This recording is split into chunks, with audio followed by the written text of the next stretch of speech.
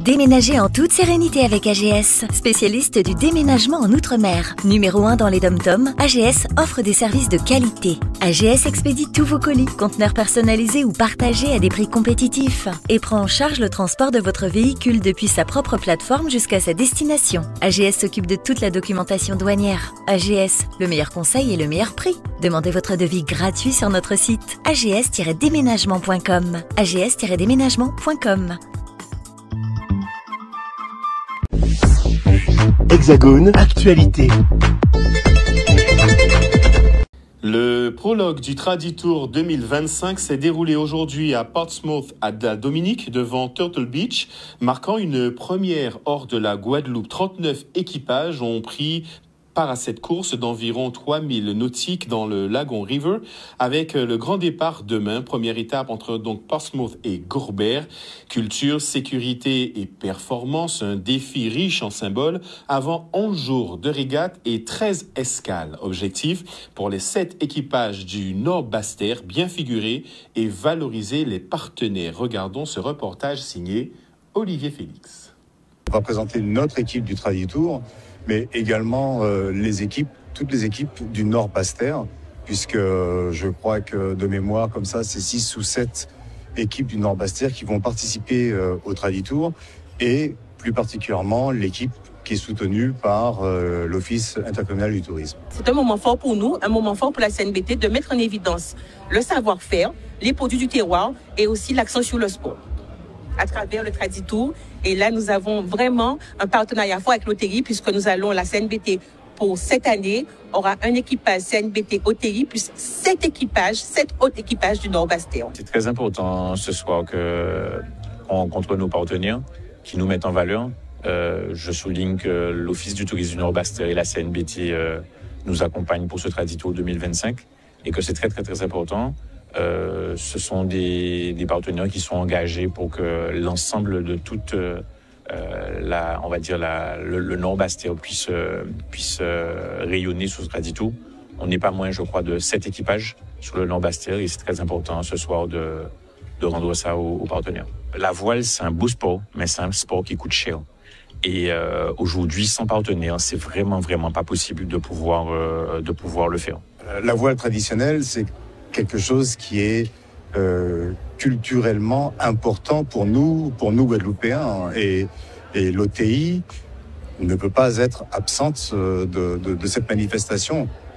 Et qui plus est, quand en plus, comme ce soir dans le Before Traditour, quand en plus des équipes, on met en valeur la culture, la gastronomie, les spiritueux du Nord-Basse-Terre, on ne peut être que présent.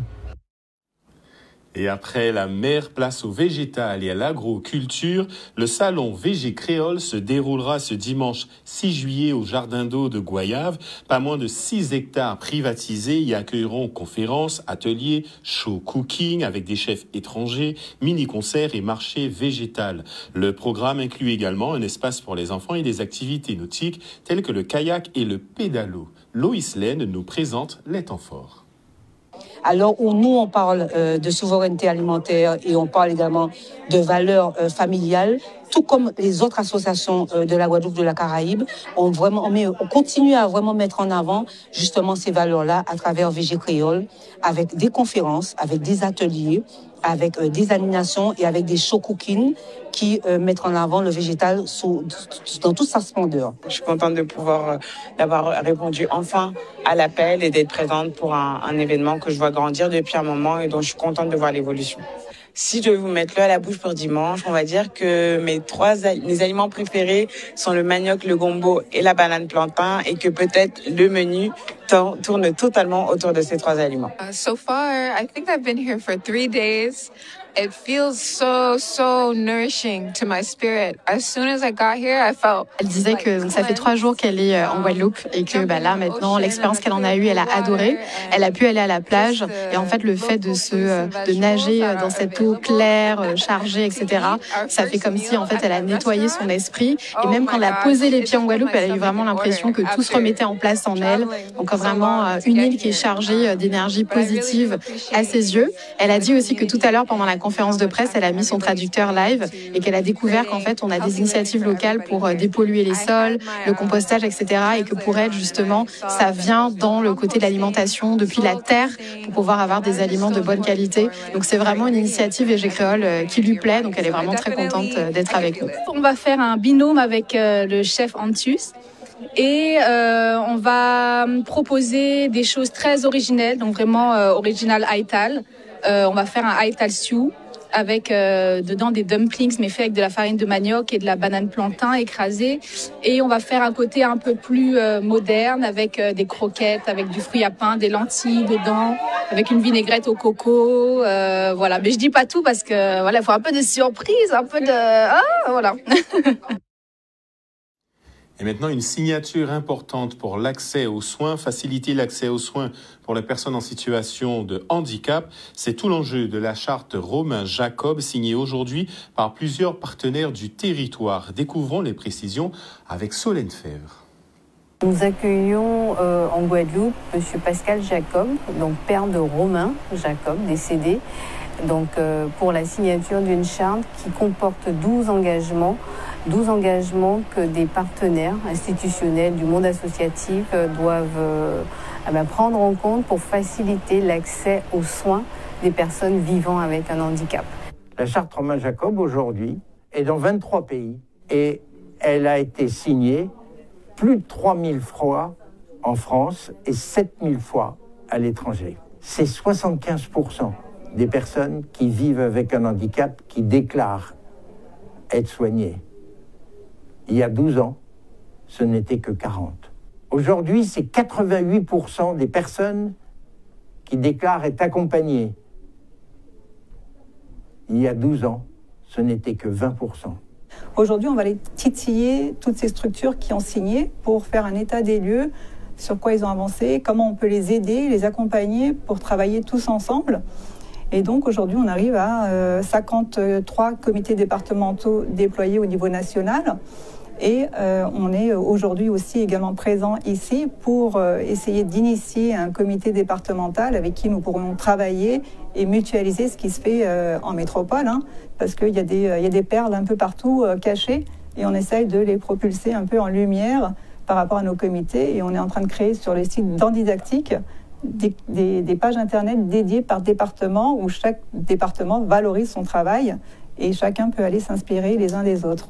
On a une population qui vieillit, on le sait, on devient plus vieux département, auquel cas les personnes qui vont vieillir, sans être forcément, qui sont nés avec un handicap, auront des difficultés de mobilité. Donc il faut vraiment se préparer et renforcer, parce que je pense qu'on est déjà sensibilisé, mais il faut renforcer les moyens d'accompagnement sur notre territoire. Et l'objectif de cette charte, c'est vraiment de refaire les partenaires s'engager dans quelque chose de vraiment solide et qui se traduit en action concrète. Autre initiative qui renforce le lien social, direction Le Moule, où le centre social Ali Wana a ouvert ses portes. Un projet cofinancé par l'État, la CAF, le Conseil régional, le Conseil départemental et la ville du Moule. Un nouvel espace au service des familles. C'est Lucien Nébor qui était sur place pour Canal 10. C'est un lieu de cohésion sociale, de rencontre. Et vous savez, dans notre pays, il faut qu'on se parle. Et il ne faut pas avoir peur. Il faut savoir frapper à la porte. Et c'est un centre qui accueille les gens du quartier, mais tous les autres. Et l'équipe qui existe déjà, Madame Cabarus, avec Madame Karina, avec Rachid, ce sont des gens qui savent parler à la population, qui savent aller à la rencontre de la population. Et c'est ce qui est important pour que nous soyons dans la cohésion sociale. Il faut savoir que pour le centre social Ali Wana, la CAF a investi plus de 800 000 € sur l'investissement et nous intervenons à plus de 80% sur le fonctionnement. L'important des centres sociaux sur les territoires de Guadeloupe, et spécialement du Moule, c'est pour permettre justement de mettre en place un certain nombre d'activités pour les familles, à savoir la parentalité, la petite enfance, l'activité intergénérationnelle, la jeunesse, des ateliers pour permettre l'émergence des talents, pouvoir se découvrir, pouvoir avoir des activités et découvrir de nouvelles compétences permettant à chaque parent d'avoir cette notion importante pour pouvoir élever leurs enfants, pour pouvoir s'émanciper. Je m'y rends tous les premiers et troisièmes mardis du mois au Café des parents. Donc le Café des parents, c'est un moment de partage, d'échange entre parents. Voilà, donc on discute de problématiques qu'on rencontre au quotidien au sein de nos familles et on a l'aide d'une thérapeute, voilà, et qui nous fournit en fait des outils pour nous permettre d'être plus apaisés au sein de nos familles et puis surtout, comment dirais-je, solides en fait pour accompagner nos enfants vers l'excellence. Et place maintenant à l'éducation. Baïf inaugure un groupe scolaire moderne et aux normes parasismiques conçu pour offrir les meilleures conditions d'apprentissage aux élèves. C'est Loïs Lane qui a suivi cette inauguration en Basse-Terre. C'est un établissement de 8 classes qui accueille cette année 112 élèves. C'est un bâtiment aux normes sécuritaires, puisqu'on sait que nous sommes dans un territoire à risque et les tremblements de terre n'avertissent pas. Donc ce sera une très bonne chose au niveau de la sécurité. Cette inauguration est importante et d'autant plus importante qu'elle concerne la mise en sécurité des élèves de cette école Gratien Candas qui a bénéficié des moyens de l'État aux côtés des moyens de la région pour le confortement parasismique de cet établissement, de telle sorte à ce que a été mobilisé plus d'1 million d'euros au titre du Fonds vert et du plan séisme Antilles. Je suis content pour la ville de Baïf parce que la ville de Baïf bénéficie d'un équipement flambant neuf, en tout cas, de très bonne qualité, avec un financement de la région, de l'Europe et de l'État. Ce que probablement peut-être que la ville, tout comme toutes les autres du Grand Sud Caraïbe, aurait du mal à faire par elle-même. Donc c'est une très bonne chose. Et ma présence ici, c'est pour témoigner mon soutien à Marie de mon chapeau pour l'action qu'elle mène sur son territoire, et puis aussi manifester l'intérêt que j'ai à voir les engagements qui sont déployés sur mon territoire par le président de région, Henri Chalus. C'était très difficile effectivement de construire ce site, surtout qu'il y avait à côté des cours pour les enfants, mais on a réussi quand même. Je tiens vraiment à féliciter les services de la région, l'entreprise qui a travaillé, et aussi les services de la mairie de Baïf qui se sont donnés pour que nous puissions aujourd'hui livrer ce beau bâtiment où les enfants entreront au mois de septembre.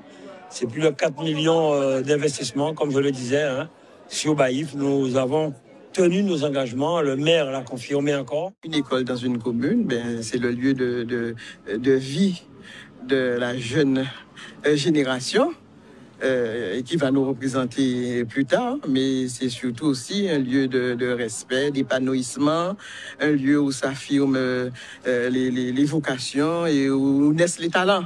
Donc aujourd'hui, je dis que c'est une bonne chose pour la commune de Baïf parce que ça rentre carrément dans le plan de rénovation de notre patrimoine bâti, donc le plan école. Donc Baïf n'a que 3 écoles.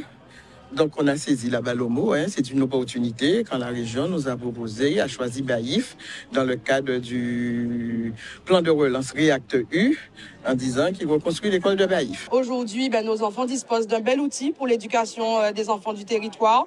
Nous sommes fiers en tant que parents d'avoir des enfants aujourd'hui dans un bâtiment sécurisé, un bâtiment neuf. Et on espère qu'à la rentrée, les enfants pourront pleinement prendre possession de cette nouvelle structure. Autre sujet maintenant, la lutte contre les trafics s'intensifie. Face à la recrudescence des trafics de drogue, les autorités ont lancé une vaste opération de contrôle à l'aéroport Maryse-Condé. Objectif, sécuriser les flux et protéger le territoire. Regardons tout de suite le reportage. Cette opération 100% contrôle, ça consiste à contrôler l'ensemble des bagages en soute, l'ensemble des bagages cabines, mais aussi de contrôler l'ensemble des personnes, c'est-à-dire par des palpations. Ces actions qui sont menées à l'aéroport sont aussi menées au grand port maritime, mais aussi dans les ports secondaires et les aéroports secondaires, par la PAF, la gendarmerie, les douanes. Aujourd'hui, on fait ces opérations au sein de l'aéroport. On fait aussi des opérations dans les villes à sécurité renforcée, qui sont notamment Pointe-à-Pitre, le Gosier, les Abîmes, Bémao, mais également le Lamentin et Sainte-Rose. Ces opérations de contrôle sont face au nombre d'homicides qui sont nombreux, mais également au vol à main armée. Actuellement, un vol à main armée avec arme à feu sur 7, il y a déclenchement de tir à feu. C'est pour ça qu'on demande une forte présence sur la voie publique des policiers, des gendarmes. C'est pour ça que j'ai fait une opération à Pointe-à-Pitre il y a 2 jours, que demain je ferai une autre opération avec les gendarmes. Le vol qui est ciblé aujourd'hui, c'est le vol Air France 771. Les passagers sont déportés vers les gares régionales de façon à procéder à leur contrôle. Nous avons ici 2 PIF dédiés, 2 postes inspection filtrage dédiés. Tous les passagers se présentent donc sur ces postes. Nous avons un effectif de l'unité de sûreté de l'APAF qui est en complément donc de l'agent de sûreté qui va lui étudier les images RX des bagages de cabine et signaler aux fonctionnaires qui sont en bout de ligne la nécessité ou pas de vérifier le bagage de cabine. Quoi qu'il en soit, donc tous les passagers de ce vol font l'objet d'une palpation. D'accord ? Ça c'est pour la partie police aux frontières et ensuite les douanes contrôlent tous les bagages de soute donc en zone sous douane. Aujourd'hui, au sein de l'aéroport, ce sont 15 personnes qui ont été interpellées depuis le début de l'année avec 115 kilos de cocaïne notamment. Ce sont quand même des sommes considérables dans les bagages qui ont pu aussi être ingérés ou transportés par des passagers. Au-delà de ça, il y a des saisies qui se font sur les plages, dans d'autres endroits aussi au port et aussi par les forces armées aux Antilles en haute mer. Comme habituellement dans l'aéroport, on a déposé des affaires et ensuite il y a eu un sac qui a été contrôlé, donc la fouille du sac avec la sortie qui a été très bien contrôlée et ensuite la personne a remis à l'intérieur. Après, il y a eu une étape de palpation. Et voilà, ça s'est très bien passé. Et les équipes ont l'air accueillantes et aussi très impliquées dans leur travail. Ouais, voilà. Est-ce que vous pensez que c'est important justement qu'il y ait des opérations comme ça de contrôle ? Est-ce que vous, en tant que passager, ça vous met plus en sécurité ? Oui, bien sûr. Oui, c'est un gage de sécurité de l'aéroport, bien sûr. Un excellent reportage signé Solène Fèvre et cap à présent sur la mobilité douce. Car Vélo passe à la vitesse supérieure. Les usagers peuvent désormais opter pour une location longue durée avec un entretien au quotidien inclus. Une nouvelle offre pour encourager le déplacement doux. Regardons les explications de Maxime Morel. Nous lançons un service nouveau dans le Car Vélo. Nous lançons un service de location longue durée qui est différent du service de location libre service et qui s'adresse à une cible un peu différente et qui vise un usage différent ou plus personnalisé du vélo, puisque celui qui va le louer pourra l'avoir chez lui et pour faire tous ses déplacements professionnels ou de loisirs. On voulait développer aussi le service de vélo longue durée. Ça permet aux gens qui n'ont pas les moyens de se déplacer ou qui ont un problème technique avec leur voiture d'avoir un moyen de locomotion au quotidien chez eux et avec un entretien et tout compris. C'était une nécessité parce qu'on s'est renseigné sur ce qui se fait ailleurs et ailleurs dans les autres agglomérations qui ont la même dimension que la nôtre. On lance un deuxième service comme celui-là et il représente à terme 80% de la flotte, alors que les vélos en libre service représentent que 20% de la flotte. Nous, on a commencé par le libre service et on rééquilibre et on va arriver progressivement à ce chiffre de 80% de vélos en longue durée. L'objectif, c'est de pallier à un certain nombre de soucis. Ça peut être une problématique, de retrait de permis ou des horaires décalés où il n'y a pas encore les transports, des choses comme ça. Et voilà, on avait un public demandeur et du coup, on a développé le service. Enfin, la plume des femmes mise à l'honneur. La résidence départementale a accueilli la remise des prix du concours d'écriture Femmes Châtaigne. Johanna Giocho est la lauréate de cette édition 2025, un prix qui célèbre la créativité et l'engagement des femmes guadeloupéennes. Michel Depape nous fait revivre cette belle cérémonie. Le concours Femmes Châtaigne, c'est un concours d'écriture de nouvelles qui a été organisé par le Conseil départemental de la Guadeloupe et qui a été lancé lors de la Semaine des droits de la femme en mars dernier. Donc c'est un concours où des femmes devaient justement rédiger une nouvelle où elles racontaient leur parcours. Nous avons reçu plus d'une vingtaine de nouvelles qui ont été transmises, qui ont été lues et transmises à un jury. Donc là, nous sommes dans la cérémonie de remise. Je tiens vraiment à remercier toutes les participantes parce que chaque nouvelle était vraiment intéressante et retraçait un parcours qui est un exemple qui replace la femme au centre de la société guadeloupéenne en tant que pilier dans différents domaines. C'est vrai que c'était très difficile de départager. Donc en première lecture, on constate qu'effectivement, on a le thème qui est bien présent, cette douleur des femmes et cette résilience, cette reconstruction, la bataille de nombre de femmes. Donc très difficile et de sujets très sensibles qui ont été abordés de plusieurs façons.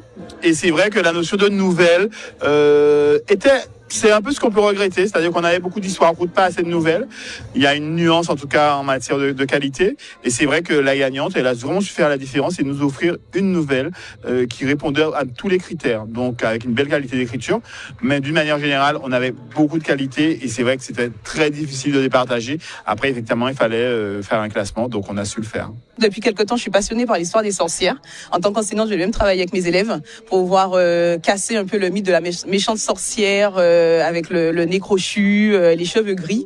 Et du coup, j'ai eu envie de continuer à embellir l'image de la sorcière à travers cette femme châtaigne, cette femme debout qui s'accepte comme telle qu'elle est, avec ses défauts, ses qualités et tout justement les défauts qu'on a tendance à reprocher à la femme. J'ai voulu les mettre en avant et je suis très fière qu'on ait lu à travers le message que j'ai voulu partager avec vous dans la nouvelle.